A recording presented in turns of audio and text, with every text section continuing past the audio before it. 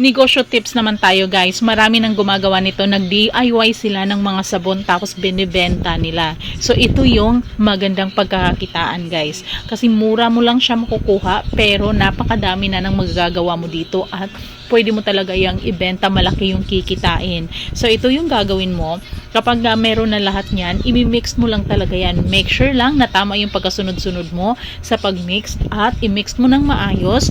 After 24 hours, pwede mo na yung magamit. At ang dami talaga guys. So imagine mo, yung puhunan mo, 208 lang, tapos makakagawa ka ng 15 to 16 liters na DIY dishwashing at napakabula pa talaga niya guys. Alam nyo sa amin guys, 3 months na siya, hindi pa siya naubos at nag-share na rin ako.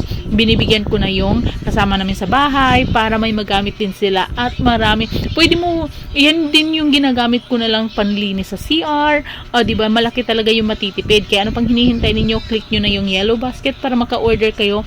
Mabilis lang din ang